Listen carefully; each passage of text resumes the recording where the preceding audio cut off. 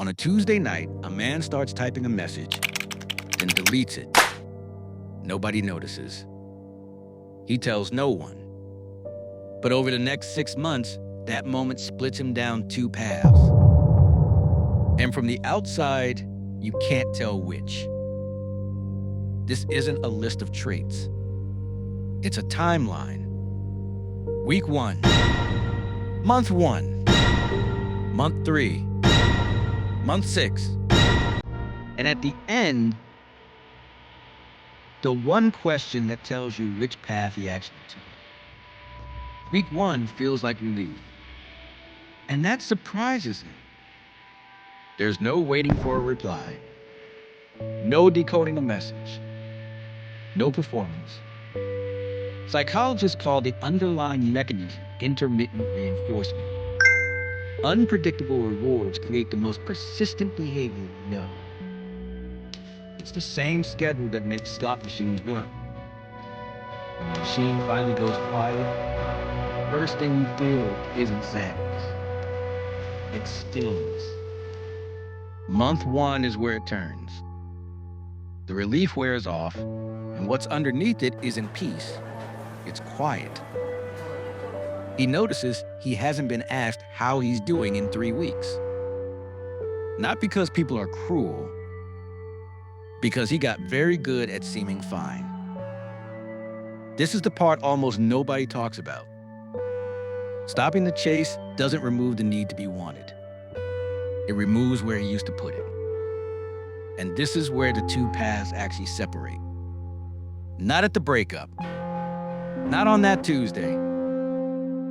Here, in month 1, in a room where nothing is happening, two men can go through everything I've described and end up in completely opposite places. In a minute, I'll show you the difference. Most people get it backwards.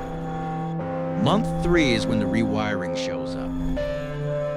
He stops checking who viewed his story. He stops rehearsing conversations in the shower. In behavioral terms, this is extinction. A behavior fading once. The reward stops arriving. But extinction has a strange feature. Right before a habit disappears, it spikes. One last surge of wanting to reach out, usually at the worst possible hour.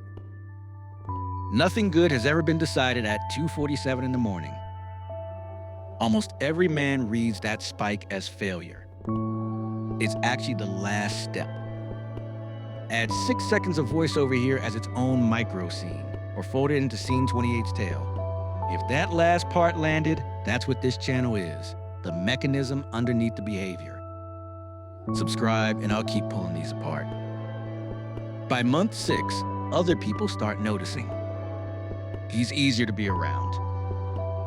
He listens more because he isn't waiting for his turn. And here's the part that frustrates everyone. This is usually when the attention arrives. Not because he learned a technique. Because a man who isn't performing is just easier to be near. So, the two paths. One man stopped caring because he finally stopped needing approval. The other stopped caring because caring got too expensive. From the outside, month 6 looks identical. Same calm, same distance, same easy company. One of them can still open the door. The other welded it shut and called it strength. There's one question that separates them, and it takes about 3 seconds to answer. Picture caring about someone again. Someday, not now. If the thought is calm, you healed. If your chest tightens, you didn't stop caring. You just got quiet about it. And that's not a failure. It's an earlier stage than people admit. Not chasing isn't the achievement. Being able to choose, that's the achievement. One of those men has a choice.